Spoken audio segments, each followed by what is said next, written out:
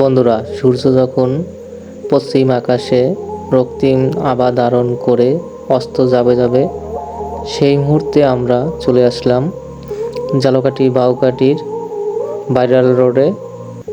তো আজকে মূলত আপনাদেরকে আমরা দেখাবো এই রোডের প্রাকৃতিক সৌন্দর্য। ঝালকাঠিতে তেমন কোনো ভ্রমণের স্থান না থাকলেও বর্তমানে এই রোডটি ভ্রমণ পিপাসুদের কাছে একটি আকর্ষণীয় স্থান হিসেবে অনেক আগে থেকে পরিচিত। আর বাইকার যারা আছে তাদের কাছেও সবথেকে পছন্দের এই রাস্তাটি। সাইডে আপনারা দেখতে পাচ্ছেন বাউকাঠি নবগ্রাম খাল এবং অপর সাইডে আছে আপনার ফসলের মাঠ, যা আপনাকে সত্যি মুগ্ধ করবে। এখানে আসলে আপনি শহরের কোলাহল পাবেন না, সম্পূর্ণ গ্রাম্য পরিবেশ দেখতে পারবেন। আর যারা বাইক নিয়ে আসবেন অবশ্যই সতর্কতা অবলম্বন করবেন। আমরা দেখতে পাচ্ছেন আমরা যখন ব্রিজে উঠব তখন একটি বাইকার ভাই উনি ওনার বাইকটি আমাদের সামনে সোজা করে দিয়েছেন। কপাল ভালো যে আমাদের বাইকের স্পিড অতটা ছিল না, তা না হলে একটি দুর্ঘটনা ঘটে যেতে পারতো। তা মূলত আল্লাহর রহমতে আমরা কোনো দুর্ঘটনা ছাড়াই ওনাকে পাশ কাটিয়ে চলে আসতে পেরেছি। এবং এই যে দেখতে পাচ্ছেন কাগজের ফুল বলে এটাকে, খুব সুন্দর লাগতেছে। তো আমরা ছুটে চলেছি এই সৌন্দর্য উপভোগ করতে করতে।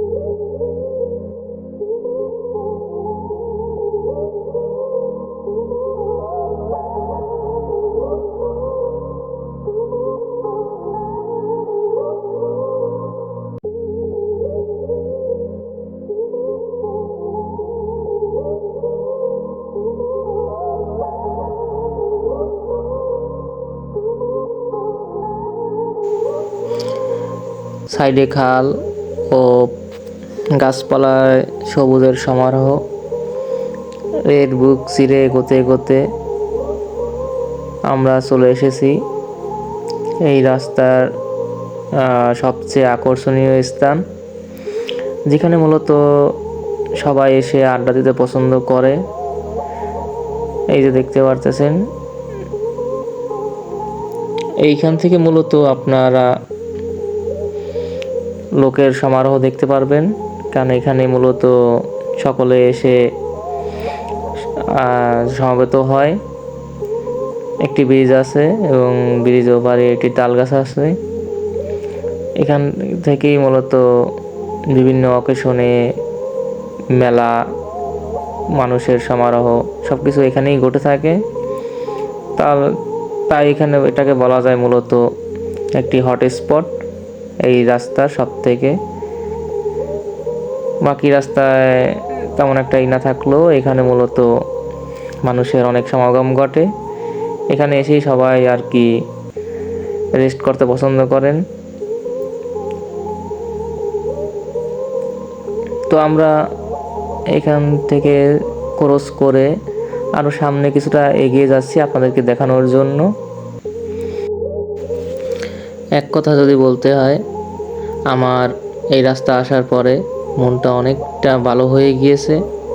আপনারা যারা আসবেন তারা আশা করি শহরে যান্ত্রিক কোলাহল থেকে মুক্ত বাতাসে শ্বাস নিতে পারবেন।